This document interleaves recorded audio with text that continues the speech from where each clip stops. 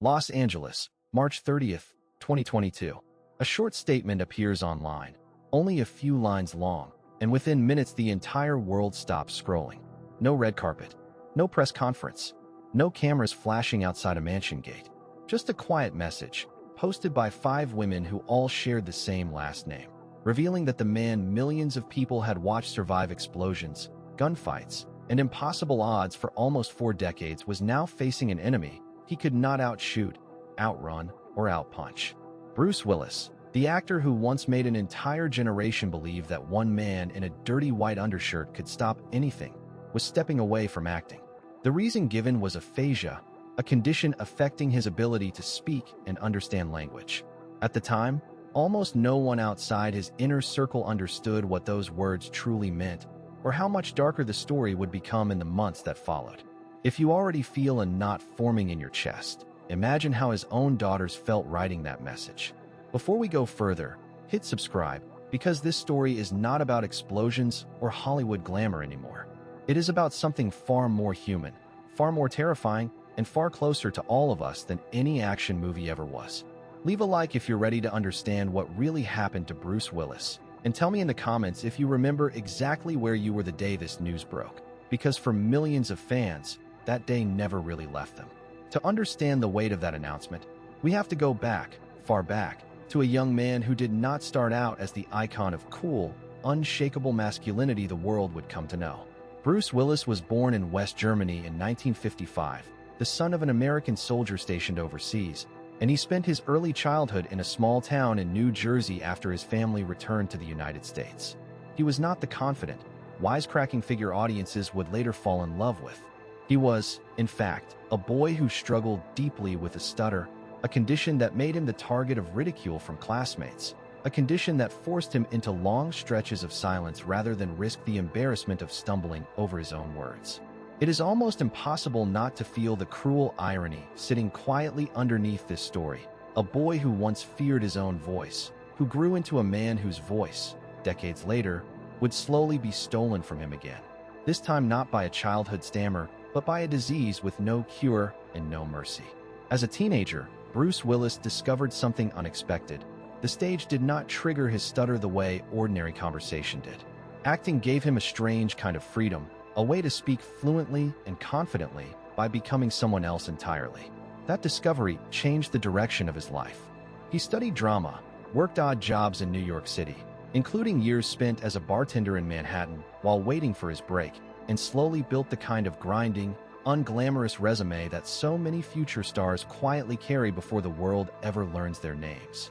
His breakthrough came on television with Moonlighting in the mid-1980s, a show that turned him into a household name almost overnight.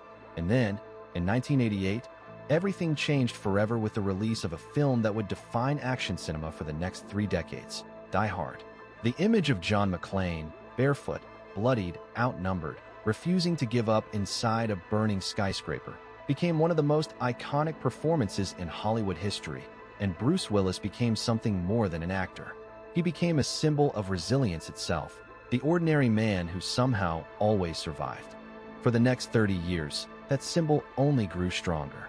Willis built an extraordinary career spanning action blockbusters, prestige dramas, science fiction, and psychological thrillers, working with some of the most respected directors in the industry, appearing in films that ranged from Pulp Fiction to The Sixth Sense to 12 Monkeys, proving again and again that beneath the muscle and the gunfire there was a genuinely gifted actor capable of nuance, vulnerability, and depth. He became one of the highest paid and most bankable stars in the world, a man whose name alone could guarantee an audience. And yet, somewhere in the middle of that seemingly unstoppable rise, according to the people closest to him, something had already quietly begun to change, long before the world had any idea that anything was wrong. If this story is already giving you chills, imagine what it felt like for the people who loved him most, watching a man who had built his entire identity on strength and control slowly begin to lose the one thing he could not fight his way through. Stay with me, because the warning signs came long before the headlines, and almost no one recognized them for what they truly were. According to accounts later shared by his family, the earliest signs were subtle, easy to explain away, easy to dismiss as something else entirely. His stepdaughter, Tallulah Willis, later described in a personal essay how her father seemed to grow quieter on set, less responsive in conversation. Changes that the family initially attributed to hearing loss from years of exposure to gunfire and explosions during action films, a condition they half-joked about, blaming Die Hard itself for the change in his hearing. Tallulah admitted that at the time, she interpreted her father's growing distance personally, wondering if he had simply lost interest in her, in the family, in the closeness they once shared. It would take years before she and the rest of the family understood that what they were witnessing was not distance, not disinterest, not hearing loss, but the earliest, almost invisible symptoms of a disease already quietly rewriting the wiring of his brain. His wife, Emma Heming Willis, has since spoken about noticing that Bruce, a man known throughout his life for being talkative, engaged, endlessly present in conversation, began growing quieter in social settings, a shift so gradual that it did not immediately raise alarm. Slowly, the signs became harder to ignore. Words that should have come easily began slipping away from him. Conversations became more difficult to follow, more difficult to complete.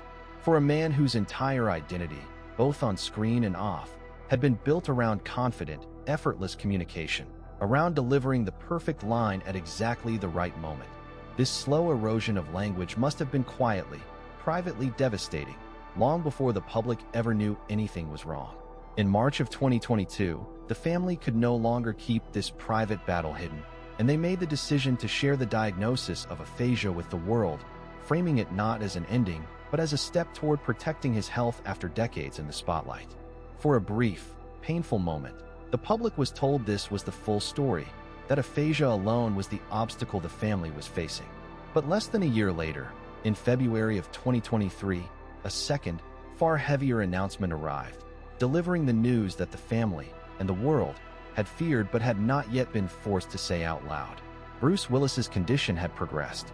The diagnosis was no longer simply aphasia. It was frontotemporal dementia, a disease known by the acronym FTD, a progressive and currently incurable condition that attacks the frontal and temporal lobes of the brain, the very regions responsible for language, personality, behavior, and judgment. If you have never heard of frontotemporal dementia before this moment, you are not alone, and that is precisely part of the tragedy.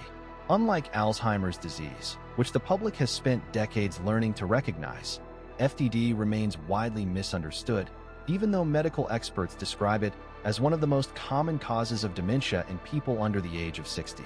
It does not begin, in most cases, by stealing memories the way Alzheimer's does. Instead, it begins by stealing language, behavior, empathy, and impulse control, dismantling a person from the inside in ways that can be mistaken, especially in the early stages, for depression, midlife withdrawal, or simple personality change. There is no cure. There is no treatment capable of slowing its progression. Once diagnosed, families are left facing a long, unpredictable decline with almost nothing modern medicine can offer to stop it. For Bruce Willis's family, the second diagnosis in 2023 brought a strange, aching mixture of grief and relief, a paradox they have spoken about publicly in the years since. In a statement released at the time, the family described the update as painful, but also, in a strange way, a relief to finally have a clear diagnosis after years of confusion and searching for answers. They spoke of FTD as a cruel disease capable of striking anyone, one that remains dangerously underrecognized, and they made a decision that would define the next chapter of their lives. Rather than retreating entirely into private silence, they chose to speak publicly, repeatedly, painfully, about what was happening to him, hoping that his fame, the very thing that had once made him untouchable, could now be used to bring desperately needed awareness to a disease that had been allowed to remain invisible for far too long. If you can feel the tension building here, if you sense that the story only grows heavier from this point forward, take a moment to like this video, because what this family chose to do next, opening their private nightmare to the entire world, was an act of extraordinary courage, and it deserves to be understood fully, not just glanced at in a headline. Comment below if you or someone you love has ever faced a diagnosis that changed everything overnight, because Bruce Willis's story has quietly become a mirror for thousands of families living through the exact same darkness and silence. In the years since that second announcement, the details that have slowly emerged paint an increasingly difficult picture, one that Emma Hemming Willis in particular has chosen to share with a raw honesty rarely seen from Hollywood families protecting a fading icon. She has described her husband as still physically present, still mobile, still, in many ways, himself in body, even as his ability to communicate continues to erode. In interviews, she has explained that Bruce now requires round-the-clock, specialized care, structured routines, and a support team trained specifically to manage the unpredictable behavioral and communication challenges that come with advancing FTD. The man who once commanded entire film sets with a single glance, who improvised iconic lines that became part of cinematic history, now depends on the people around him to interpret meaning from gestures, expressions, and fragments of language that continue to diminish with time. Perhaps the most heartbreaking detail to emerge from this ongoing story is something Emma Hemming Willis revealed in more recent interviews. Bruce Willis does not know that he has this disease. Due to a neurological symptom associated with FTD and other forms of dementia known as anosognosia, the brain itself becomes incapable of recognizing that anything is wrong. He has not connected the pieces. He has not confronted the diagnosis the way another person might, with fear, denial, or grief, because the very organ that would need to process that reality is the same organ under attack. Emma has spoken about finding an unexpected, complicated comfort in this cruel symptom, admitting that in some strange way, she is grateful he does not carry the psychological weight of knowing what is happening to him, even as she and her daughters carry that weight for him every single day in his place. She has also worked to correct a common and painful misunderstanding that spread in the wake of his diagnosis, clarifying publicly that FTD is not the same as Alzheimer's, and that Bruce still recognizes his wife, still recognizes his children, still forms a connection with the people who love him most, even if that connection looks different now than it once did, expressed through presence rather than conversation, through familiarity rather than fluent memory. It is a connection the family has described as different, but no less real, no less meaningful, a bond that persists even as the disease continues its slow, merciless progress through his brain. This is the sad truth sitting at the center of Bruce Willis's story, a truth far more unsettling than any tabloid rumor could ever invent. There was no scandal hiding behind his retreat from Hollywood. There was no secret addiction, no hidden affair, no dramatic falling out with the industry that made him famous. The real story, the one his own family chose to share with the world at enormous emotional cost, is simply this. One of the most beloved, seemingly indestructible action stars in cinema history is quietly losing his voice, his language, and eventually, doctors warn, far more than that, to a disease that offers no warning shots, no chance to fight back, no negotiating table.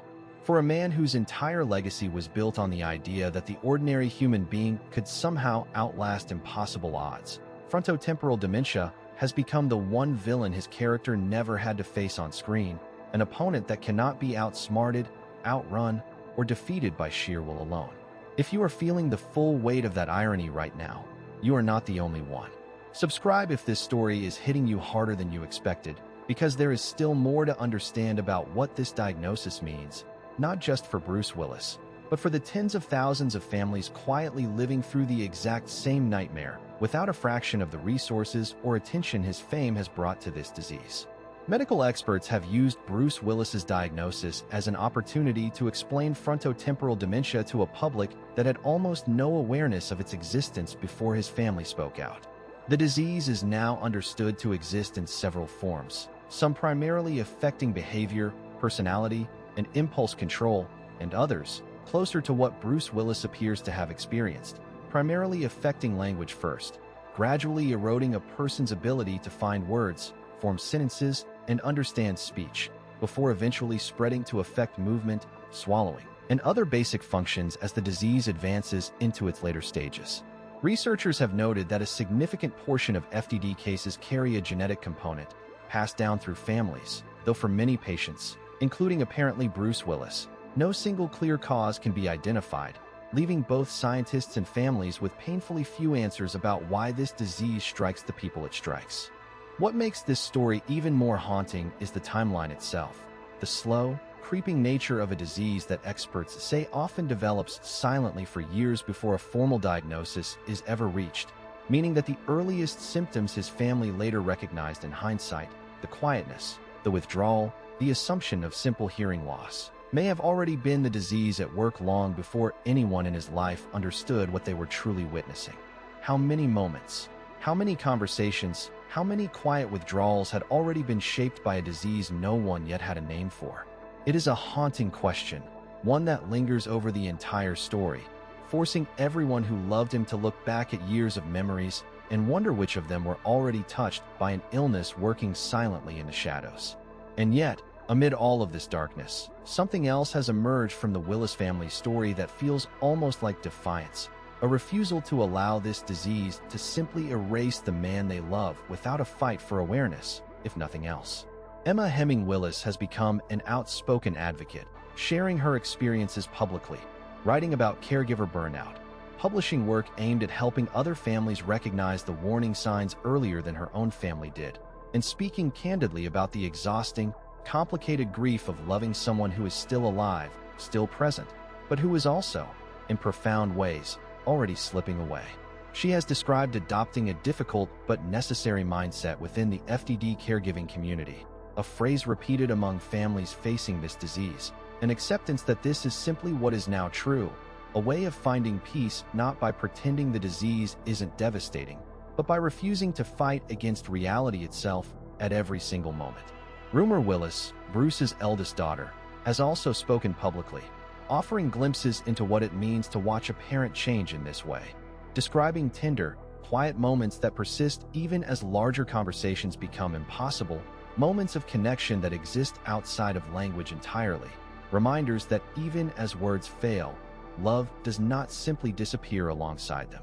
It is, by every account from those closest to him, a profoundly difficult, profoundly loving effort to preserve dignity, connection, and quality of life for a man who spent decades giving the world characters defined by resilience, and who now, in the final act of his own real story, is being cared for by a family determined to give him that same resilience back, in whatever form still remains possible.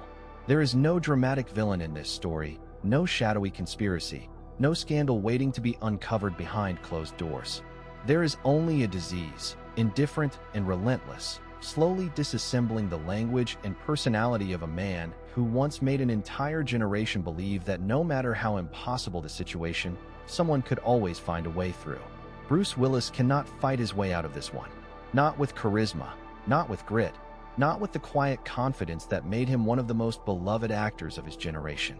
And perhaps that is precisely why this story continues to strike such a deep, uncomfortable nerve in millions of people who grew up watching him on screen. Because if a man who once represented the very idea of surviving anything can be brought to this by something as invisible and untouchable as damaged brain tissue, it forces all of us to confront an uncomfortable truth about our own fragility, one that no amount of fame, money, or willpower can ever fully protect us from. Before we close this story, think about the people in your own life whose small, quiet changes you may have dismissed the way Bruce Willis's own family once did, as tiredness, as hearing loss, as simple distraction. Frontotemporal dementia rarely announces itself loudly. It arrives in silences, in withdrawn glances, in sentences that trail off before they are finished, in the slow fading of a voice that once filled a room without effort. If Bruce Willis's story leaves you with anything, let it be this. Pay attention to the people you love, because the earliest warning signs of the disease that took his voice were dismissed for years as something else entirely, and by the time the truth was finally named, it was already too late to turn back. Leave a comment below sharing what this story made you feel, and if it moved you even a little, share it, because somewhere, quietly, surrounded by the people who love him most, one of the most fearless heroes the movies ever gave us is still here, still present, still loved, even as the disease continues, silently, relentlessly, to take just a little more of his voice away with each passing